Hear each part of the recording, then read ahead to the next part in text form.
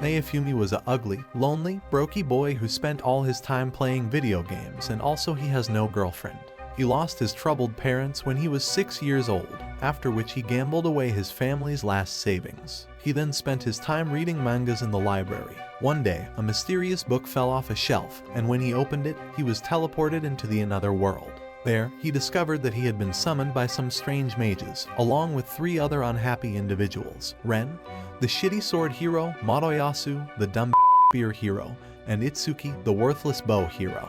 After the mages presented them to the king, he explained that they had been summoned to save the world from waves of monsters that threatened to destroy it. To help them, the king called upon the strongest warriors to join their groups. However, no one chose to join Naofumi's team, realizing that he couldn't fight the monsters alone because his weapon was a shield. A hot chick comes up named Mine decided to join his party. Since Naofumi had only one team member, the king gave him more coins than the other heroes. With that, they all started their adventure. After defeating all the slimes in the field, Naofumi absorbed their remnants, allowing his shield to level up. At the end of the day, Mine took him to the blacksmith. There, he tried to use a sword, but his holy weapon prevented him from wielding it. Instead, Mine suggested he buy some inexpensive armor, as his shield would protect him, while she opted for the most expensive armor in the shop and promised to pay him back, as he wanted. I think guys, she is a real Later, she persuaded him to go to the fanciest restaurant in town, where she encouraged him to drink PG grape juice with her and asked to spend the night with him.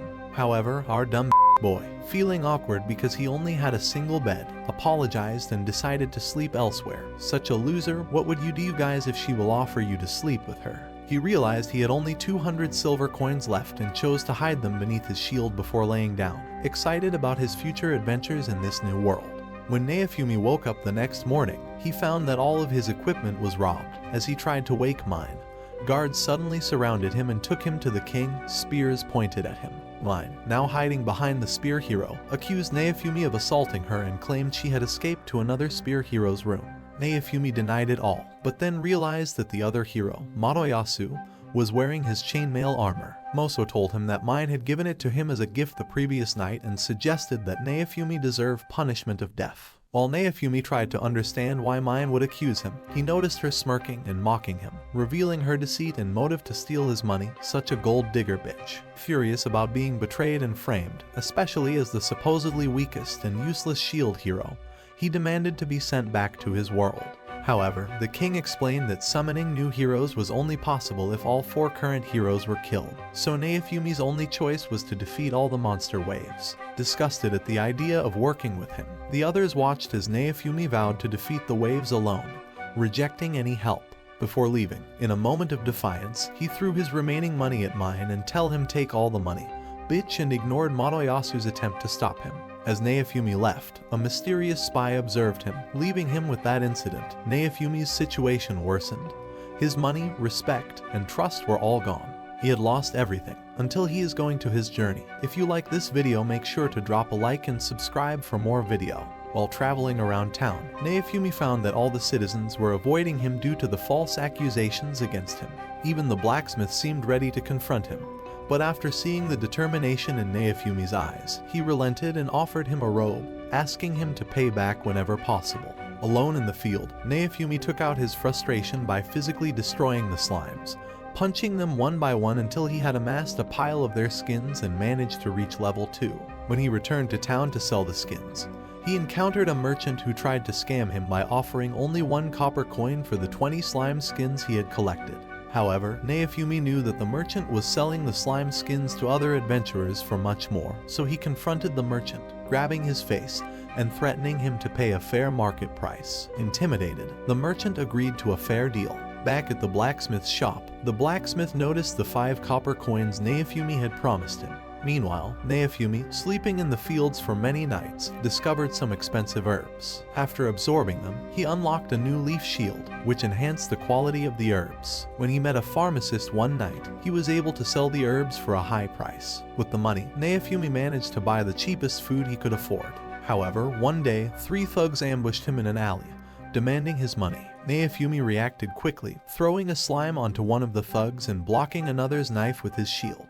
The attackers fled, but the incident left Naofumi feeling powerless, realizing he couldn't get stronger or kill monsters with just his shield. Seeing his frustration, a shady character, who jokingly resembled Dr. Eggman's scamming cousin, approached Naofumi with an intriguing proposal, telling him to follow if he was interested in what he had to offer. As they walked back to his hideout, the merchant explained that he was offering Naofumi slaves, emphasizing that slaves would never lie or betray their masters due to a curse that compelled them to obey their owner's commands. While Naofumi looked through the slaves, he noticed a small demi-human girl who appeared sick and weak.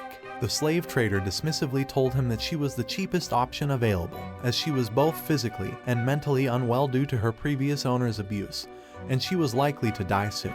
The trader was willing to sell her for 30 silver coins. Deciding she was the one he would buy, Naofumi was led to the slave merchant's room where he drew a sigil across her chest, linking her status to his party. Before leaving, he demanded her name and sternly told her to stop coughing. Frightened, she managed to say her name was Raphtalia, and he forcefully led her away. The trader watched, shocked at Naofumi's choice, as if it were somehow destined to happen. Inside the blacksmith's shop, Naofumi paid 6 silver coins for a weapon that Raphtalia could use and instructed her to attack a slime hiding under him. However, she was too scared to react, prompting Naofumi to activate her curse to force her into action. Initially too weak to harm the slime, she finally managed to destroy it after Naofumi urged her to try harder, gaining experience points as she collapsed exhausted on the floor. Naofumi then declared that she would become his sword while he would protect her. Leaving the blacksmith, they went to a food establishment where Naofumi ordered the cheapest food for himself and asked for Raphtalia to have the same dish as a child nearby was eating. When Raphtalia questioned why he was buying her food, Naofumi noticed her interest in the meal and decided to get it for her. As she received her food, her eyes lit up, and she began to tear up with joy while eating, overwhelmed by the kindness. Meanwhile, Naofumi realized that he still couldn't taste anything himself. Later, they returned to farming slimes, and as they finished, Naofumi's shield leveled up. During this time, Raphtalia curiously asked who he was, and upon learning he was the shield hero, she remembered how her family had praised the shield hero for his kindness towards demi-humans. When she asked for his name and he told her it was Naofumi, he also handed her medicine to help cure her illness, though she found it tasted worse than she expected. Throughout the night, Raphtalia dreamt about the tragic day her parents protected her from a 3-headed dog and threw her into the ocean to save her, only to be devoured themselves. Waking up screaming for her parents, Naofumi held her closely, trying to calm her down and provide some comfort. The following morning, the pharmacist suggested that Naofumi could make more money by selling medicine instead of just herbs. Intrigued, Naofumi asked to borrow some of the pharmacist's tools. Outside the shop, Naofumi noticed Raphtalia watching a group of kids playing with a ball. Although she pretended not to be interested, her wagging tail gave away her true feelings. Deciding to make her happy, Naofumi bought her a ball. As evening approached, Naofumi attempted to secure a room, but the merchant hesitated. Frustrated, Naofumi threatened the merchant, ensuring they got the room.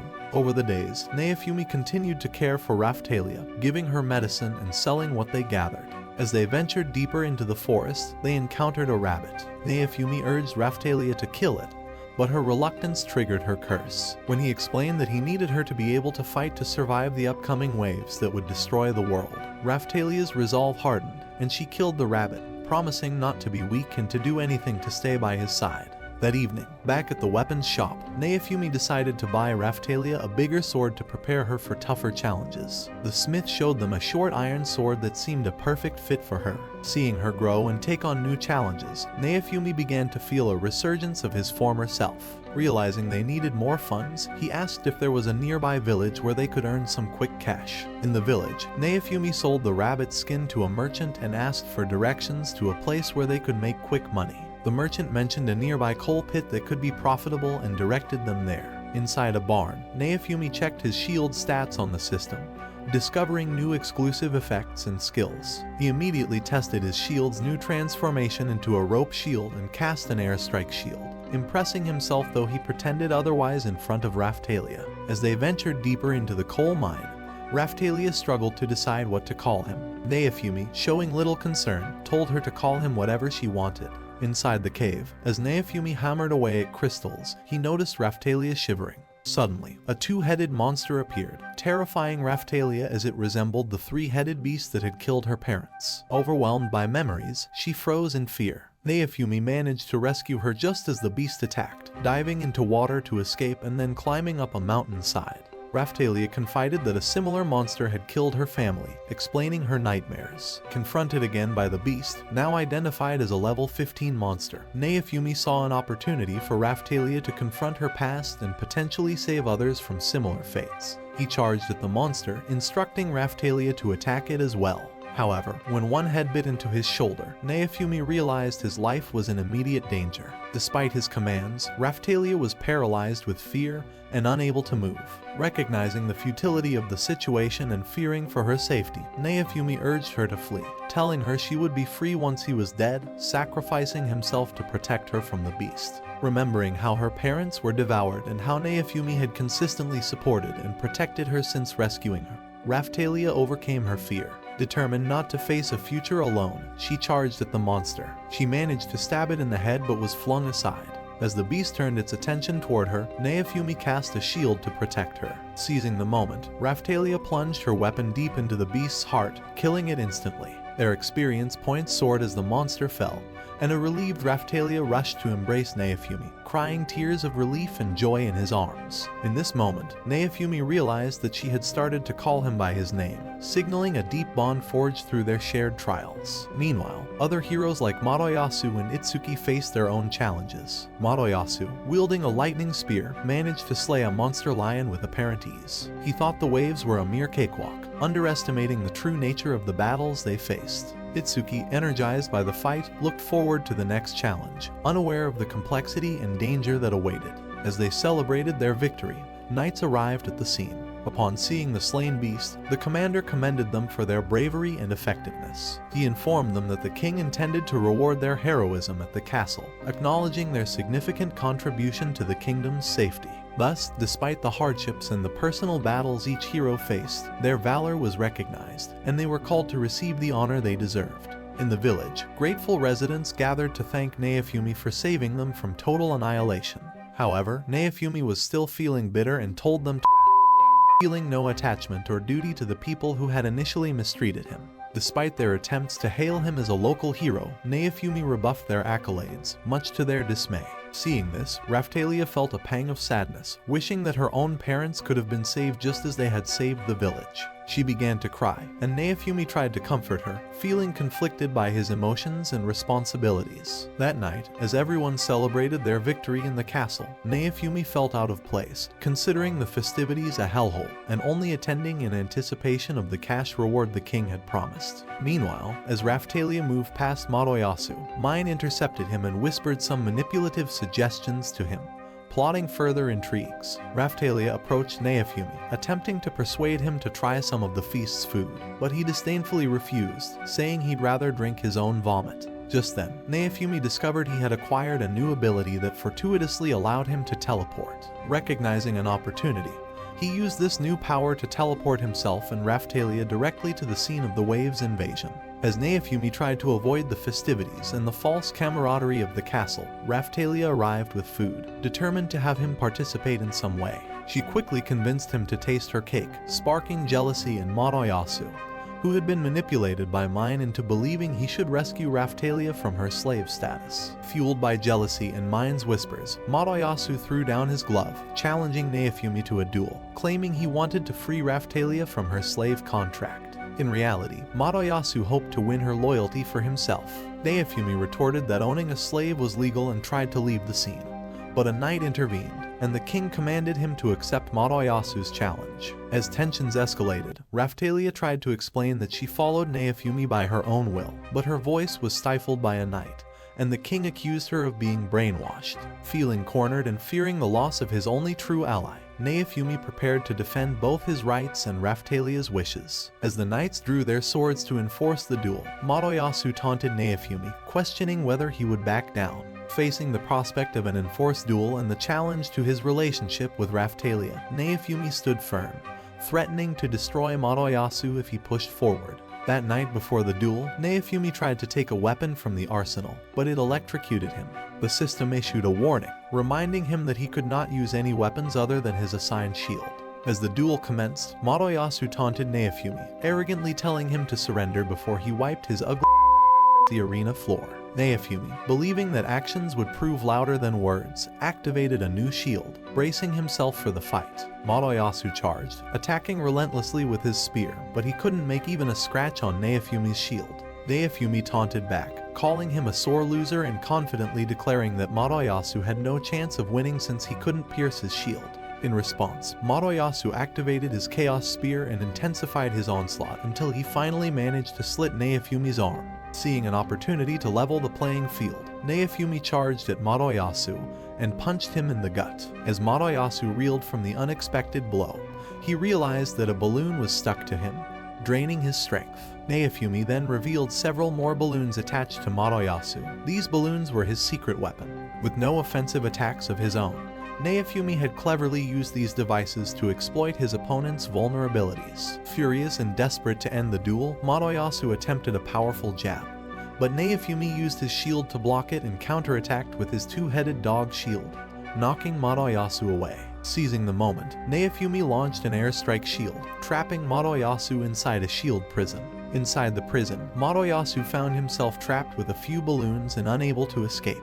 As people started calling Naofumi a useless coward who was too weak to fight, Naofumi decided to release him and asked him to surrender. Moroyasu responded by saying he'd rather than surrender. Pleased with his response, Naofumi threatened to ruin his good looks so he'd never attract anyone again. Just as Naofumi was about to act on his threat, a strong wind blew him away, which he realized was Mine using her magic on him. Frustrated by her interference, Naofumi thought about attacking her right then, but he managed to dodge Moroyasu's spear and block his following attacks. When Moroyasu used his lightning spear, he managed to break through Naofumi's shield and knock him out. Declaring himself the winner, Moroyasu started to leave, but Naofumi accused him of cheating, claiming Mine had attacked him from behind. However, the arena was silent, making Naofumi wonder if he was imagining things. Just then, the king congratulated Moroyasu, and Naofumi realized that Mine was the princess all along. He figured out that the whole duel had been a setup to pair her with Moroyasu, and he was furious that they had brought him into their world just to set him up for failure and turn everyone against him. This made him incredibly angry, and he felt like lashing out at everyone in the arena. Then a minister announced that Raphtalia would be freed from her slave curse, leaving everyone puzzled about why Naofumi, with his unpleasant appearance, was summoned to their world in the first place. Angered by his fate, Naofumi slammed his fist on the ground, uncovering Raphtalia's crest. He quickly doused it with a potion, causing it to disappear, which terminated his contract with her. As Mine led Raphtalia away, Naofumi's rage intensified. In frustration, he threw his shield, but it magically reappeared on his arm. He yelled out his anger, cursing the entire world and wishing it would rot in hell, which triggered his curse series to activate. At the same moment, Raphtalia slapped Moroyasu for meddling in matters that didn't concern him. She defended Naofumi, telling Moroyasu that Naofumi had been a good master to her and only activated her curse when she was too scared to confront Mine. Mine saw Raphtalia's actions as disrespectful to her beloved Moroyasu and tried to slap her into submission. But just then, Itsuki and Ren arrived on the scene. At that moment, as Ren demanded to know why Mine had cheated, Moroyasu was confused about everything happening around him.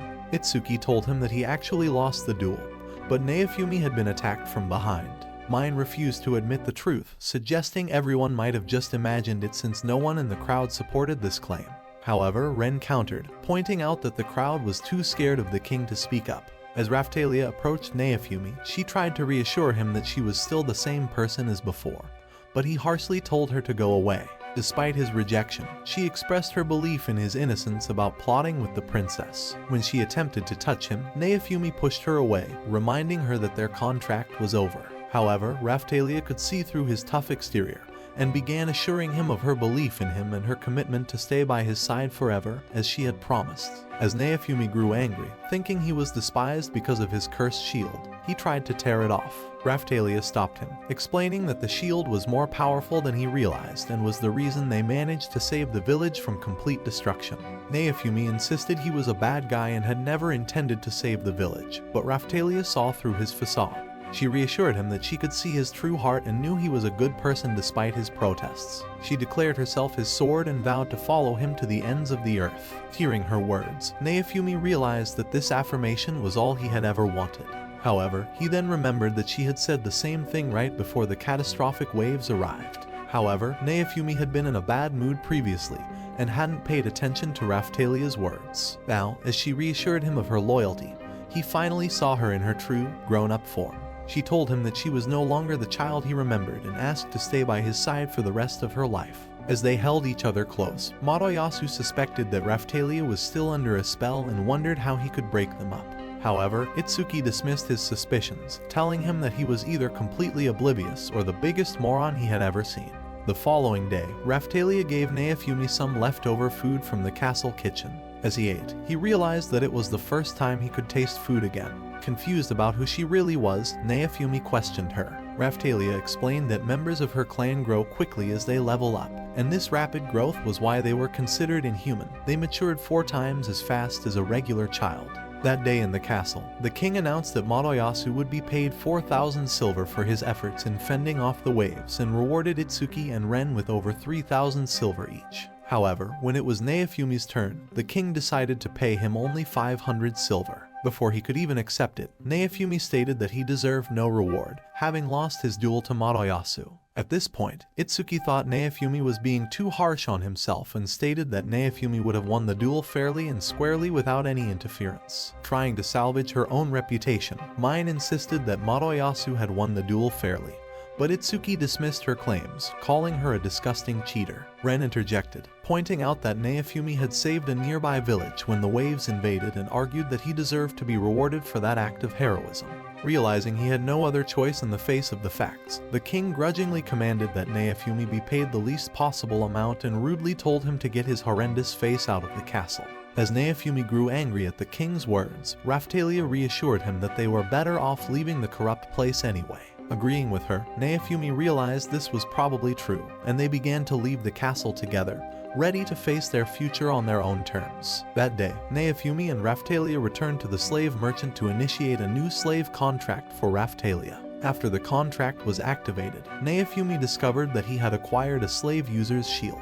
While at the merchant's, he noticed several monster eggs. The merchant offered to sell one, mentioning that it would provide good meat in the future. Curious about what kind of monsters would be good for meat, Raphtalia reminded Naofumi that they were the same birds they had seen in the city, used for pulling carriages like horses. Thinking it might be useful, Naofumi decided to purchase one. Later, when they visited a medicine store, the owner gifted Naofumi a book of herb recipes as a token of gratitude for saving the nearby village. However, Naofumi quickly realized that he couldn't read the words in the book. There was no Google Translator in this world to help him decipher the text. After their visit to the magic shop where the old lady gifted Naofumi a grimoire as thanks for rescuing her grandchild in the village, they realized the urgency of learning the local language. The grimoire seemed as incomprehensible as ancient Greek, further highlighting their need for a means to translate or understand the text. Raphtalia suggested they learn the language together, and with a month before the next wave of invasions, Naofumi agreed,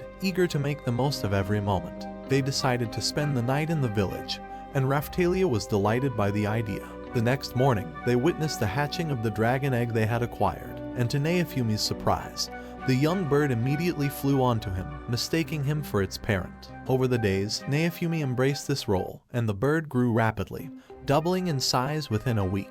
Naofumi suspected his growth boost skill might have influenced its rapid development, and he affectionately named her Firo. As they were settling into village life, another hero appeared in the village square. Mine began telling the villagers that the king had declared Madoyasu the new lord of the village. She announced that in efforts to rebuild, they would begin taxing everyone for entry and exit into the village. The villagers were dismayed by this news, with one man lamenting that they could barely afford 2 meals a day, highlighting the hardship such taxes would impose. As the tension in the village square escalated, Naofumi confronted Mine about the newly imposed taxes, questioning her mental state and pointing out the villagers' inability to afford such demands. As the villagers rallied behind Naofumi, showing their support, Mine ordered her soldiers to draw their spears. However, before they could attack, a mysterious group approached, handing Mine a scroll. Visibly upset by its contents, Mine impulsively challenged Naofumi to a race, declaring that the winner would take charge of the village. Wary of Mine's motives and suspecting another trap, Naofumi was initially reluctant to accept the challenge. However, seeing the desperation of the villagers and their fear of losing their home, they pleaded with him to agree. They noticed Firo, Naofumi's rapidly grown bird companion, seemed eager and capable of competing. Encouraged by the villagers' promises of a reward for victory, Naofumi finally agreed to prepare for the race. Meanwhile, Moroyasu boasted about his own mount, a dragon he claimed was faster than Flash. However, Firo, stirred by the commotion and perhaps sensing the competitive spirit, reacted sharply and kicked Moroyasu away, sending him flying into a haystack. He realized that his rocket will never launch again. If you know guys what I meant, then comment RIP. As the race began, both heroes and their mounts took off with great speed. Firo, Naofumi's bird, initially gave Moroyasu some distance, kicking up dust into his face. However, one of Moroyasu's soldiers cast a spell, creating a hole in the ground. Naofumi was too late to notice, and Firo slipped, allowing Moroyasu to take the lead. But Firo was determined and quickly regained the lead. Refusing to accept defeat, Mine had her soldier cast another spell to slow Firo down, letting Moroyasu take the lead again.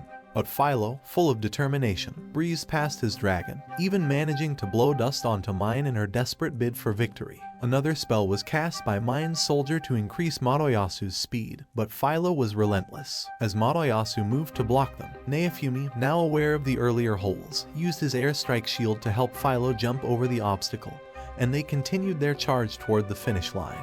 With Raphtalia and the villagers cheering them on and even Mine fearing the outcome, Firo pushed through the final stretch and won the race. The victory was met with cheers from the villagers. In a surprising turn, Firo suddenly doubled in size, leaving everyone, including Naofumi, in shock at her rapid growth. Mine, seeing an opportunity, accused Naofumi of cheating. Naofumi retorted by calling her the cheater. At this moment, the mysterious group appeared again, and their leader revealed that they had detected strange magic around the racecourse. Mine tried to pin the magic usage on Naofumi, but the leader clarified that Naofumi's magic was only for healing and support, indicating that it was actually Moroyasu who had cheated. With no more lies to fall back on, Mine conceded defeat and announced they would be returning to the castle immediately. Trying to salvage his pride, Moroyasu told Naofumi that he had let him win on purpose. Naofumi, unimpressed, dismissed him as a useless moron and suggested he find a real purpose for his life. When Naofumi woke up the next morning, he was surprised to find a little girl by his side.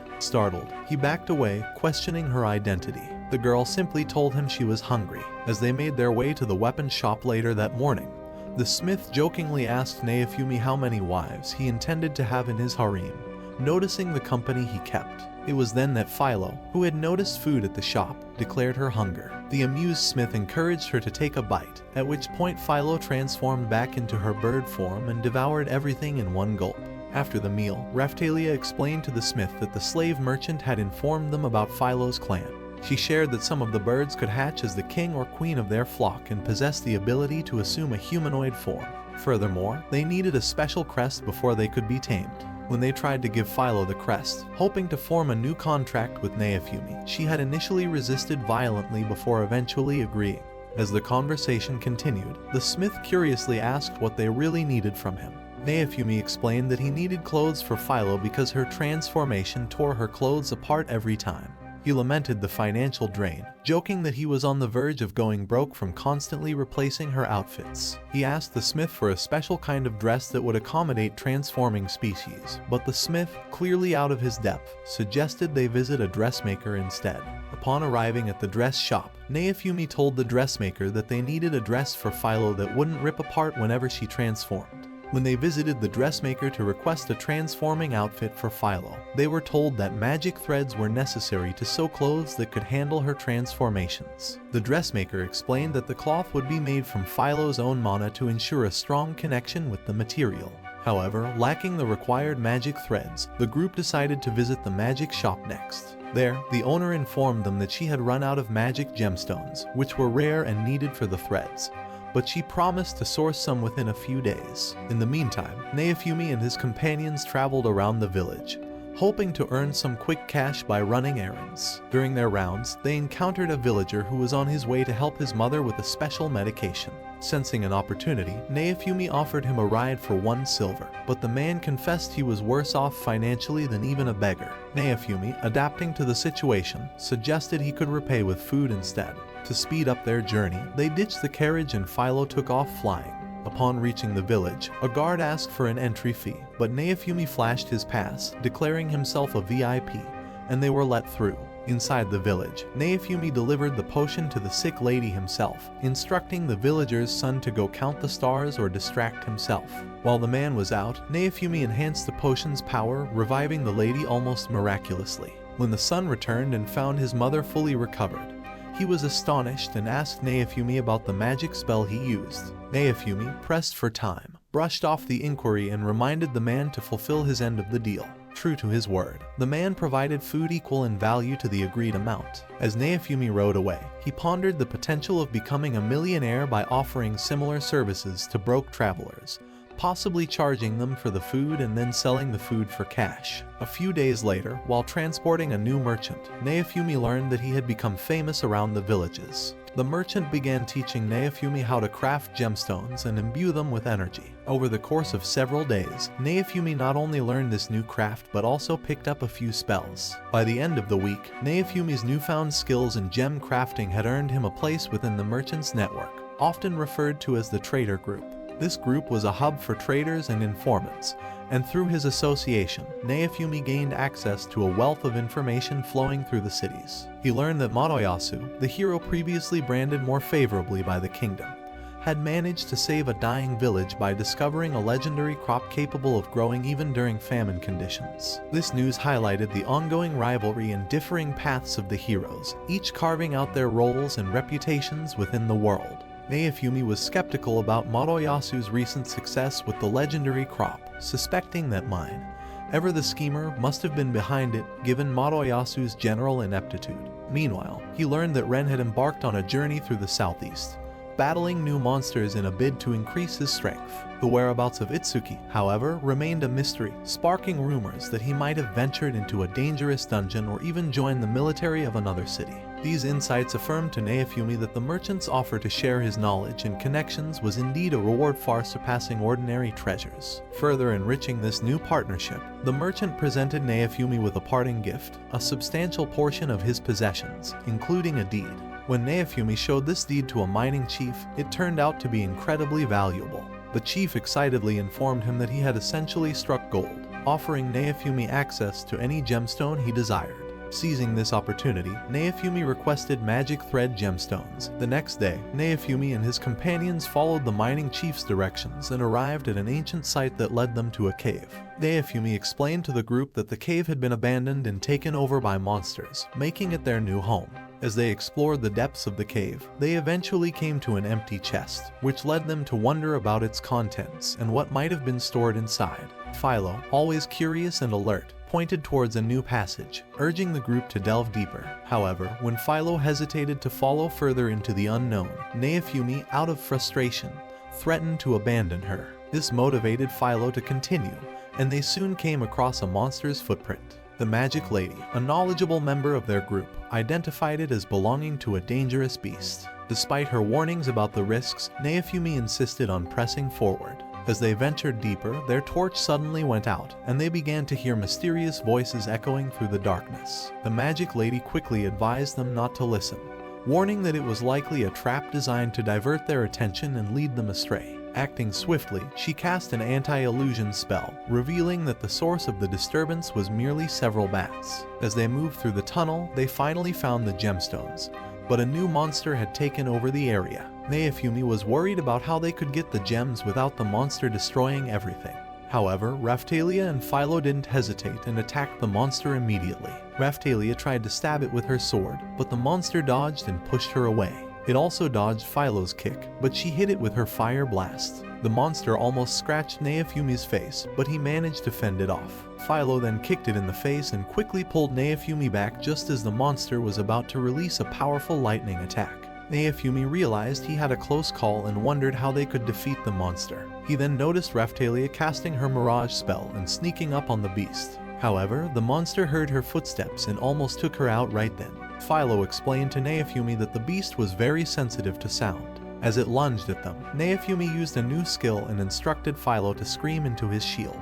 She screamed so loudly that it drove the monster back. Then the lady hit it with another fire blast to weaken it, allowing Raphtalia to stab it. Firo then delivered the final blow. Seeing that Raphtalia was injured, Naofumi bandaged her wound and cautioned her to be more careful next time. With no more monsters in their way, Naofumi finally got the gemstone.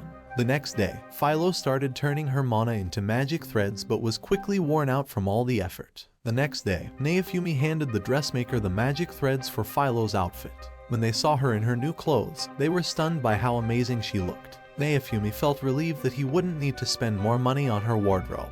In a moment, Firo transformed into her bird form, and Naofumi realized he had narrowly escaped a serious financial burden. A few days later, Naofumi and Raphtalia set out to a neighboring village to deliver magical potions. Naofumi couldn't help but wonder why the village needed so many healing potions at once. As they arrived, they quickly sensed something was wrong.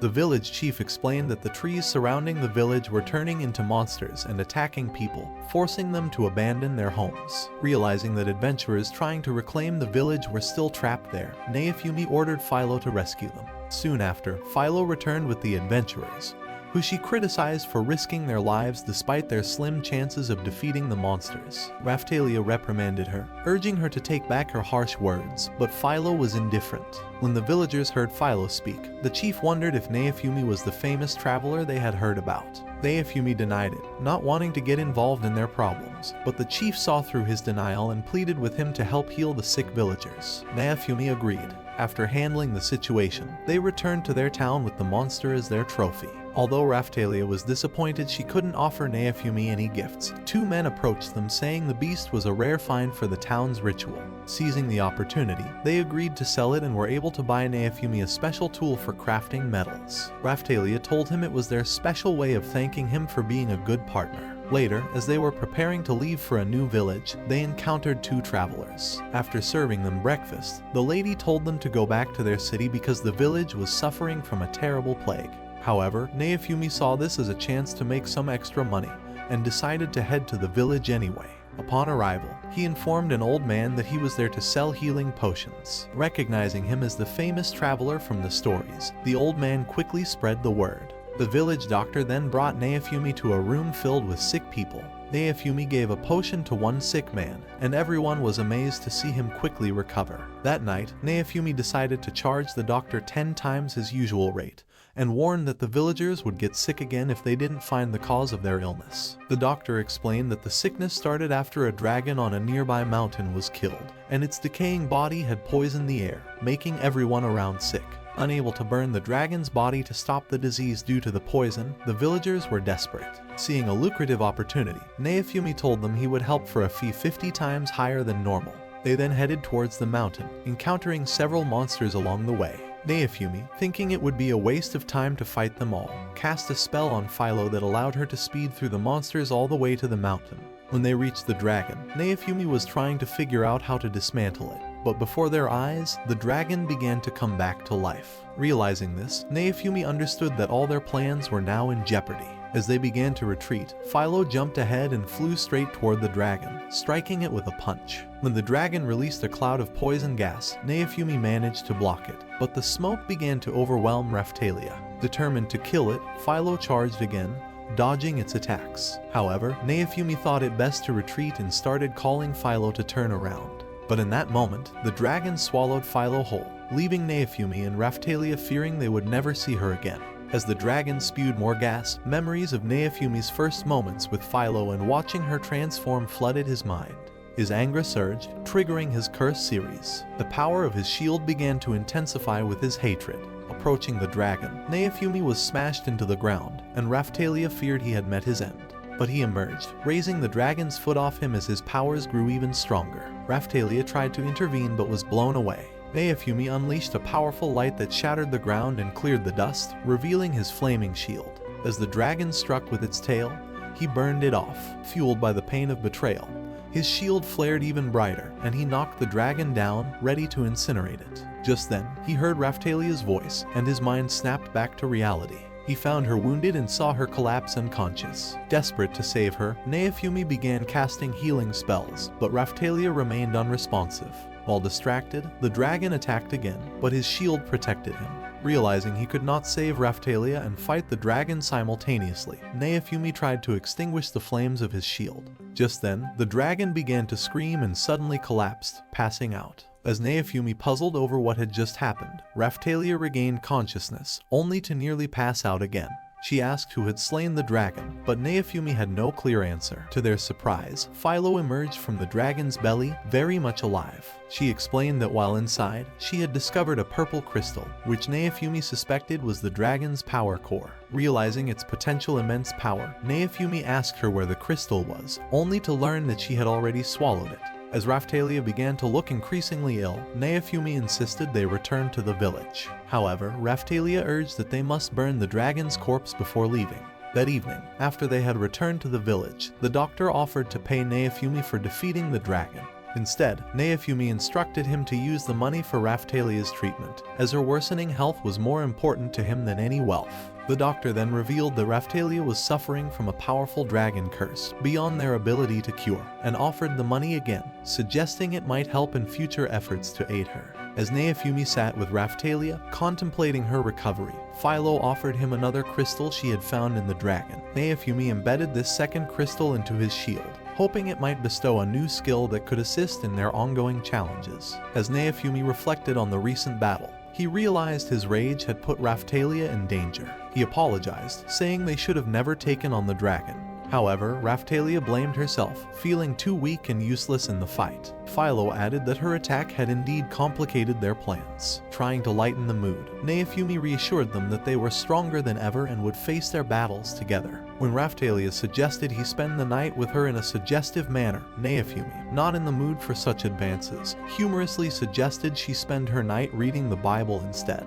A few days later, as Naofumi and his team resumed slaying monsters, he felt guilty about letting Raphtalia join in the battles due to her condition. However, she reassured him, telling him she enjoyed flexing her muscles and taking on the monsters as if she were simply cutting grass. That afternoon, as they journeyed through the forest, Naofumi expressed his concern for Raphtalia's health and insisted they return to the city to find a cure for her illness. At that moment, they encountered a young girl on the other side of the forest. Birds scattered at the sight of the newcomers, signaling their presence. The girl noticed Naofumi and his group but seemed to overlook him as if he were invisible, focusing instead on Firo. She excitedly told Firo that she had always hoped to meet someone from her clan and was thrilled to finally talk to her. Raphtalia wondered if the girl might be from the nearby village, but Naofumi speculated that she was likely the daughter of some noble lord. The girl introduced herself as Melty, which gave Naofumi an idea. He decided that he would proceed to the town with Raphtalia to seek medical help and suggested that Firo take a break and spend some time with Melty.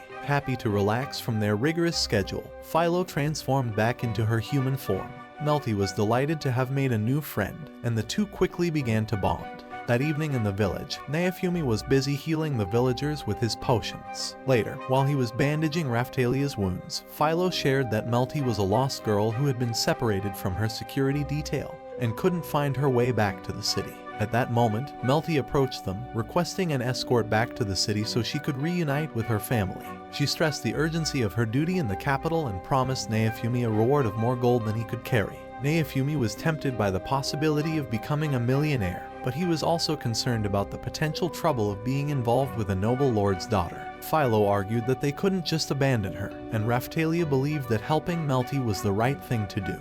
Convinced by their arguments, Naofumi agreed to help. The next day, Naofumi and the girls set out from the village, with Raphtalia bearing her pain as they journeyed. Upon successfully sneaking into the city, Naofumi tasked Firo with escorting Melty to her home and instructed her to return with the promised cash. Afterward, they arrived at a church, hoping to find a cure for Raphtalia's illness. However, Naofumi quickly noticed the absence of any symbol representing his shield on the church and realized that he was probably not well liked by those inside. This added another layer of complexity to their quest to heal Raphtalia and fulfill their promise to Melty. After entering the church, the Pope welcomed Naofumi warmly, mentioning that he had seen his duel with Moroyasu at the castle and considered him a great fighter. However, Naofumi was not interested in compliments. He was focused on obtaining their most powerful holy water, reputed to heal any curse. When one priest informed him that the holy water wasn't free and would cost a gold coin, Raphtalia felt it was too expensive and suggested they look for another way to cure her. But Naofumi, valuing Raphtalia's well-being above all else, told her that she was worth more to him than gold and decided to pay the price for the holy water. When Naofumi used his appraisal skill on the holy water, he discovered that it was the cheapest one available, and confronted the clerics about the deception. He sarcastically suggested they should drink it themselves. This prompted the Pope to command that the real bottle be brought out and offered a sincere apology for the mix-up. Naofumi, unimpressed, dismissed the apology as insincere, stating he only cared for the genuine product and couldn't accept a stinky apology. After appraising a new bottle and confirming it was indeed the real deal, he and Raphtalia started to leave. As they stepped outside the church, a knight was seen running towards them, shouting for Naofumi's attention. Wanting to avoid any association with the city's officials, Naofumi and Raphtalia hurried off, seeking refuge in an alley to keep Raphtalia safe. Naofumi then suggested they split up to better evade the knight. He led the knight in a different direction to divert his attention. After a tiring escape, Naofumi attempted to rest when suddenly, Madoyasu came charging at him with a spear, narrowly missing him.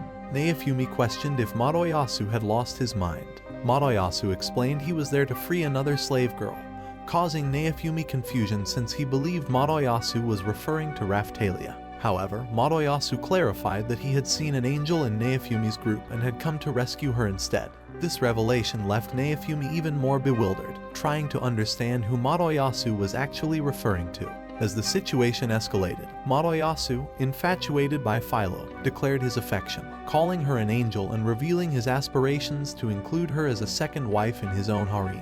Naofumi, disgusted by Madoyasu's remarks and noticing his armor's groin protector, mocked Madoyasu's capability to satisfy anyone. Hurt by the memory of previous defeats and angered by Naofumi's taunts, Madoyasu retaliated, launching his spear. His attack missed Naofumi but destroyed a nearby stall, causing chaos. As Madoyasu continued his reckless spear attacks, destroying everything around him, bystanders screamed at him to grow a brain cell, while others, misunderstanding the situation, started fighting among themselves. As Madoyasu charged again, the knight Naofumi had been avoiding intervened, halting Madoyasu's advance and trying to reason with him that their current location was no place for a duel. Suddenly, Mine arrived and took advantage of the chaos by commanding her soldiers to surround everyone.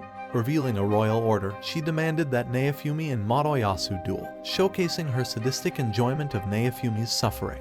Just as the duel seemed inevitable, Melty, revealing herself as Mine's sister, intervened, stating she wouldn't allow a duel in her city. Amid the confusion, Raphtalia and Firo arrived. Madoyasu, undeterred, attempted to woo Firo with cringe-worthy pickup lines from a subreddit, promising to build her a castle and treat her like a princess. Firo, unimpressed, retorted that all she ever wanted was to pull a carriage. Madoyasu, frustrated and believing Firo had been brainwashed by Naofumi, threatened to end Naofumi, comparing him to a fat, disgusting bird that almost ruined his plans. Enraged by Madoyasu's words, Firo transformed into her giant bird form, ready to settle the score once and for all. She confronted Madoyasu, telling him she despised him and was eager to finish what they started. Shocked to realize that Firo was the bird he had previously underestimated, Madoyasu was left defenseless as Firo launched a powerful kick directly at his groin protector, effectively crushing his plot device, much to his agony. This decisive moment left Madoyasu reeling from both the physical and emotional impact of Firo's retaliation.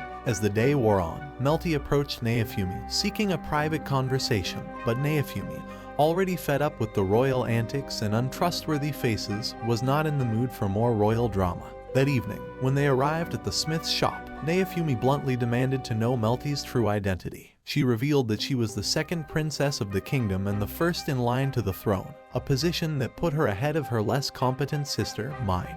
Despite her status and intentions, Naofumi's patience had worn thin. He cut her off, expressing his distrust for the royal family, whom he viewed as corrupt and deceitful. He dismissively told her to leave, making it clear he wanted nothing to do with her or her family. Just then, a knight arrived, informing Melty that the king wished to see her. Realizing her attempt at alliance was futile, Melty decided to depart. As Melty was leaving, she recalled her mother, the queen, had actually sent her to the capital with a purpose, to defend Naofumi's honor, which the king had disregarded, treating Naofumi as nothing more than an outcast. This revelation hinted at a deeper royal divide and suggested that Melty's motives might have been genuine in wanting to help Naofumi. Despite the misunderstanding and Naofumi's brusque dismissal, the unfolding events hinted at potential future complexities in their relationships. Firo, who had grown fond of Melty, was particularly saddened by the departure of her new friend, feeling a keen loss as Melty walked away. Naofumi confronted Itsuki, criticizing him for his naive attempt to create equality in the city. which had only resulted in worsening conditions. He also reprimanded Ren for his actions, explaining that the dragon Ren had slain was the source of an epidemic that devastated several villages because he had failed to properly dispose of its body. Naofumi emphasized that their reckless actions had caused significant harm and loss of life. Having expressed his frustrations, Naofumi was ready to leave, dismissing Itsuki's disbelief of his claims with indifference. That evening, as they were about to leave the smith's shop, a group of young warriors approached them. The leader of the group announced that they had managed to gather all the money Naofumi had requested. In return, Naofumi handed over the item they had agreed upon but advised them to invest the money in better weapons instead. He accepted them into his team, but not without a stern warning. He made it clear that he would not tolerate any betrayal or gossip about him, threatening to expel anyone who snitched on him. The situation highlighted Naofumi's evolving role from a lone shield hero to a leader with his own group, even as he navigated the complexities and betrayals of the world around him. His actions reflected a blend of mistrust and strategic guidance, indicating his growth into a more cautious and calculating figure within the turbulent dynamics of the kingdom. With the next wave of enemies only 24 hours away, Naofumi called for a strategy meeting. By the following day, preparations were in full swing. Naofumi had stocked up on medicine for the wounded and crafted gifts to enhance his team's abilities. He presented Raphtalia with a custom-made bracelet that boosted her mana generation, which she gratefully accepted. Feeling left out, Firo demanded a gift of her own, so Naofumi gave her a special hairpin to increase her agility. Delighted, Firo transformed into her bird form, showing off how well the hairpin suited her. Just then, the young soldiers arrived, ready for action. Naofumi registered the squad for teleportation and briefed them that they would all vanish together when the wave hit. As the countdown began, they were instantly transported to a new village already under attack by the wave. Upon arrival, they witnessed two knights slaying a monster that was about to attack a villager. Though it seemed the immediate threat was over, a monstrous lizard suddenly appeared. Firo, in her bird form, knocked it aside, and Raphtalia swiftly sliced through it before Firo finished it off with powerful kicks. In the chaos, they noticed an older lady energetically kicking and bashing the monsters. After dispatching her foes, she thanked Naofumi for saving her life, recalling how he had revived her with his healing potion in a previous encounter. She revealed herself as an adventurer, casually dismissing the monsters as no more challenging than a cakewalk. As Naofumi pondered the relentless nature of their battles, the lead knight urged him to find a way to destroy the waves permanently to prevent the village's destruction.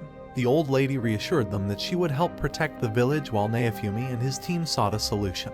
With a new objective, Naofumi, Raphtalia, and Firo hurried towards the portals. Just as they approached, they spotted an ominous ghost ship looming in the distance, hinting at the next challenge they would face in their continuous fight against the waves. This sighting marked the beginning of what could be a perilous but crucial confrontation for the team.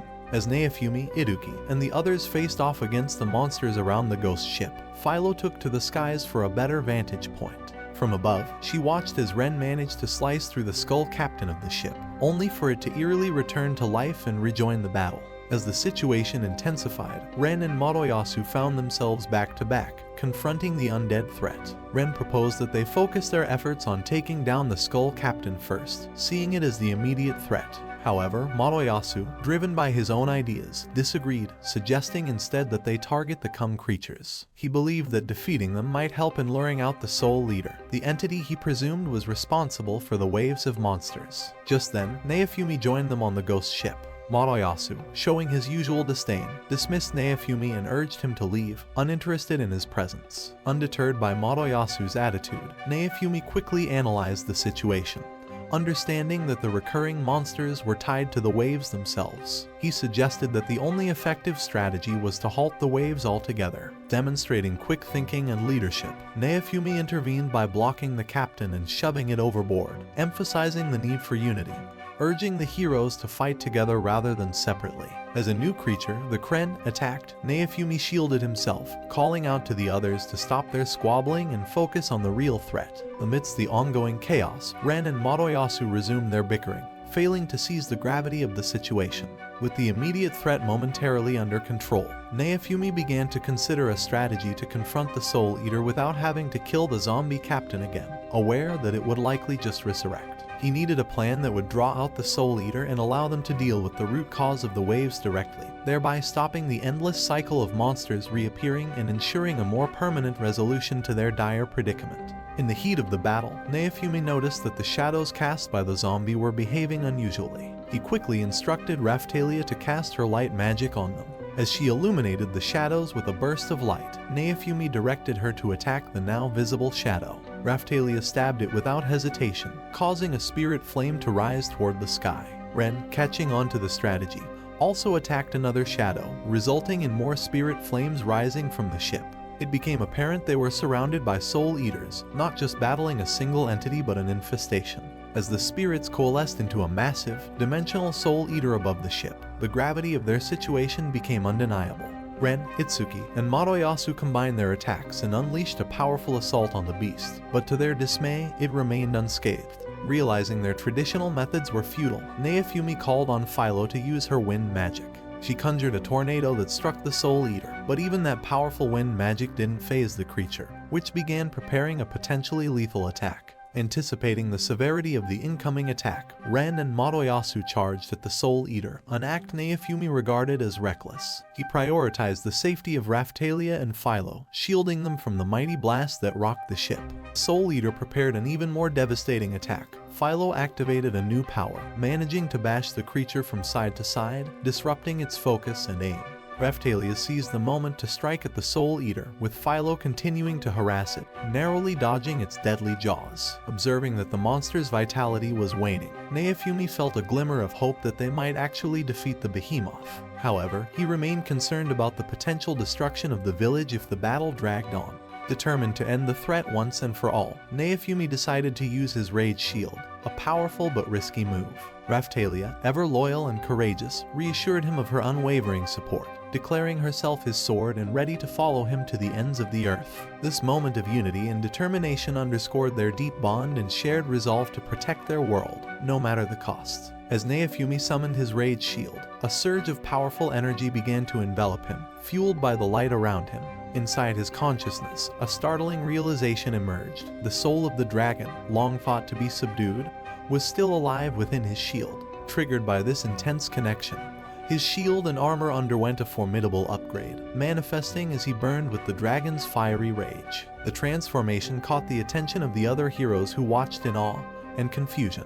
Their uncertainty about the nature of Naofumi's newfound power led them to speculate wildly, some even wondering if he had made a pact with the devil or a dark spirit. Amidst this chaos, Firo, caught up in a powerful surge of rage possibly influenced by Naofumi's own, delivered a decisive kick to the monster. This provided Naofumi the opportunity to unleash his fury, determined to reduce the beast to ashes. As the battle escalated, Mind, ever the antagonist, seized the moment to sow further discord.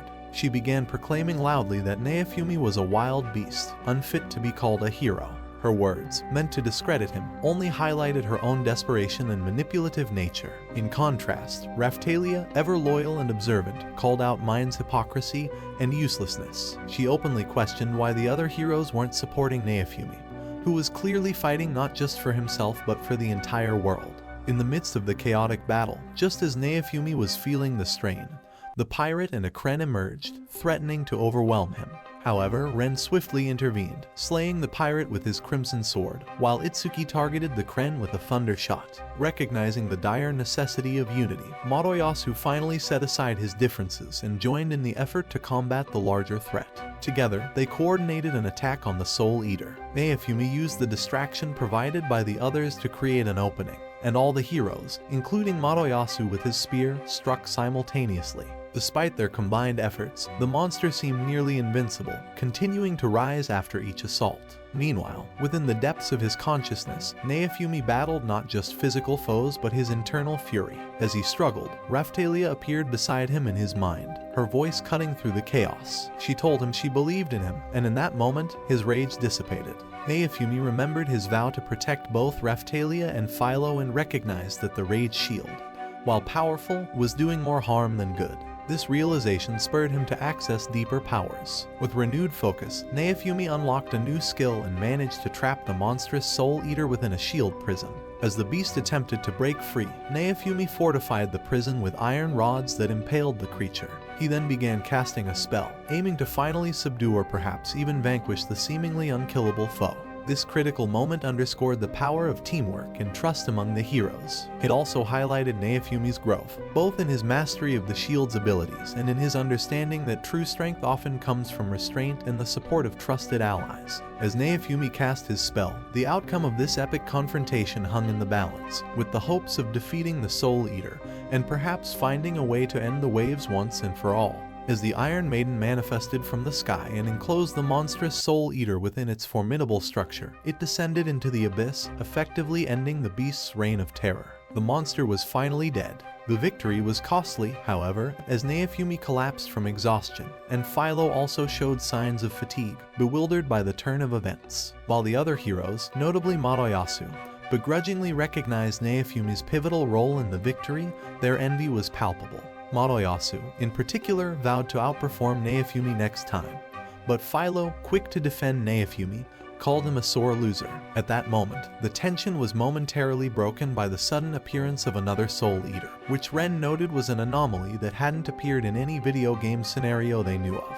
Before the new threat could advance, a flurry of light arrows rained down upon it, obliterating it instantly. The source of this unexpected salvation was a mysterious lady who descended from above, dispelling all remnants of the monster's presence. She proclaimed that Naofumi alone deserved the title of a true hero. Introducing herself as Glass, she declared herself to be their enemy. Using his appraisal skill, Naofumi quickly discerned that Glass was a high-ranking human, likely making her a formidable adversary beyond their current capability to defeat. Glass, relishing the challenge, goaded Naofumi to order his slaves into battle. Her provocative words incensed the other heroes, especially Madoyasu, who rashly threatened to defeat her. The heroes united once again to launch a powerful combined assault that, under normal circumstances, might have obliterated any foe. Yet, Glass emerged unscathed, mocking their effort. Revealing a fraction of her power, she cast a reverse spell that unleashed a mighty wind, blowing them away, and leaving Naofumi as the last man standing, the others shocked by her overwhelming power. In the wake of Glass's display, Naofumi, realizing he was at a significant disadvantage and needing to recover quickly, decided to consume a soul-soothing potion. This potion was designed to restore his SP, potentially allowing him to regroup and strategize against this new, enigmatic enemy who seemed eager for a real challenge. As Naofumi confronted the formidable adversary Glass, he quickly realized that conventional strategies were inadequate against her immense power. He attempted to contain her using a shield prism, but Glass shattered it effortlessly. She then skillfully blocked an attack from Raphtalia and brushed aside Filo's wind attack with ease, demonstrating her superior combat skills. In response, Naofumi managed to shield Raphtalia as serpents emerged from his shield, trying to restrain Glass. Firo launched a relentless assault, but Glass nonchalantly cast her away. Raphtalia then made a desperate attempt to strike, only to have her sword destroyed instantly by Glass. Facing overwhelming odds, Naofumi summoned all his tactical acumen. He commanded Raphtalia and Firo to regroup at his side and conjured another shield prism, this time defensively to protect them from Glass's fierce onslaught. They barely managed to survive her barrage, and Naofumi, though physically depleted, remained the only one still standing. Acknowledging his resilience, Glass expressed her admiration for Naofumi's strength and challenged him to use his rage shield, hinting at her desire for a worthy challenge. Bolstered by Raphtalia's support, Naofumi summoned the dark power of the Rage Shield, momentarily empowering Firo with the same fierce energy. She charged at Glass with renewed vigor, aiming a powerful kick, but Glass effortlessly countered, tossing Firo aside dismissively. As Naofumi advanced, Glass halted him with a gust of wind, then surrounded herself with flames which she extinguished instantly, mocking the ineffectiveness of Naofumi's attack. She then launched a shell cracker that penetrated his shield and shattered his armor, yet Naofumi stood resolute. Impressed by his indomitable spirit, Glass acknowledged him as truly deserving of the title Shield Hero. She provoked him to unleash his full power, eager to face him at his best. Rising to the challenge, Naofumi once again trapped Glass within a shield prison and, without hesitation, summoned the formidable Iron Maiden. He sealed her within this unyielding prison, effectively containing the threat she posed, at least for the moment. She quickly destroyed it and landed back on the ship. Just then, the ship shook and she noticed the wave was disappearing. Determined to end them for good, she announced that killing them was the only way to win the war. As she geared up for one last attack, Raphtalia created a blinding light, giving them a chance to escape on Firo. As they moved away from the ship, light arrows rained down on them, but Naofumi used an air shield to block them. The lady then threw a glowing light sword, but Naofumi blocked it and deflected it toward the mountains. Realizing she couldn't beat them, the lady vowed to destroy them next time. She then stepped into a portal and disappeared. Soon after, the waves faded, and the ghost ship crashed into a mountain. Meanwhile, Raphtalia wondered if the village had survived. Later that day, after returning to the village, Naofumi noticed that a countdown had appeared on his system before the waves ended. He started to wonder why the waves existed in the first place and knew they had to become stronger before the next one to prevent an instant defeat. Now with the leader's skill in his shield, Naofumi pondered how to upgrade Raphtalia and Firo to a higher class. Just then, two knights approached him, saying the king wanted to see him at the castle. Inside the castle, the king told him he had watched the entire fight through his crystal ball and thought Naofumi deserved some recognition. However, Naofumi was disappointed by his words, remembering he was practically begged to come to this troublesome place. The king commented that Naofumi was too powerful for his own good and demanded to know how he had become so strong. Tired of the king's nonsense, Naofumi challenged him to kneel and ask as a proper servant would.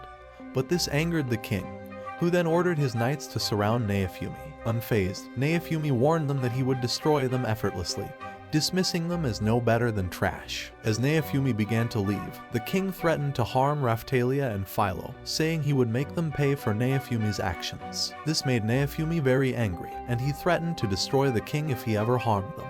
Then, Naofumi left the castle. On his way out, he met a woman who told him he was becoming a force to be reckoned with and warned him to be cautious of new enemies. That evening, after Naofumi arrived at the smith's shop, the smith asked how they planned to upgrade their class. Revealing a map, he pointed out a new city as the best place for their upgrades. As Naofumi was about to load their wagon, he requested a new sword for Raphtalia. However, she lied about having a spare sword, hoping to save some money for their long journey. Just as they were setting off, Naofumi found a letter from the smith. The letter explained that he had loaded their wagon with enough food for weeks and had included a shield accessory for Naofumi's upgrade as well as a sword for Raphtalia. Additionally, the smith had added an invisible sword, useful for fighting unseen enemies, and special overpowered gloves capable of pushing anything, even the carriage. While resting for the day, Naofumi and his companions noticed Melty approaching them. Naofumi wondered how she managed to find them. Firo tried to convince him that Melty was different from the rest of the royal family, but Naofumi was indifferent to her. Just then,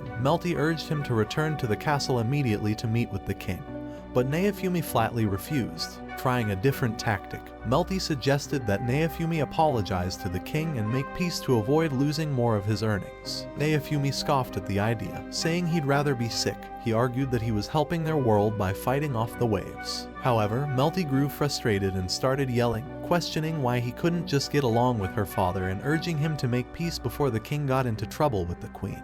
As Naofumi evaluated her security detail, he noted they looked just like they did the day he was framed at the castle. Suddenly, a soldier charged at Melty with the intent to harm her. Naofumi quickly intervened, protecting her and pushing the soldier away. So, guys, our story ends here. Watch the following video and I see you in the next one.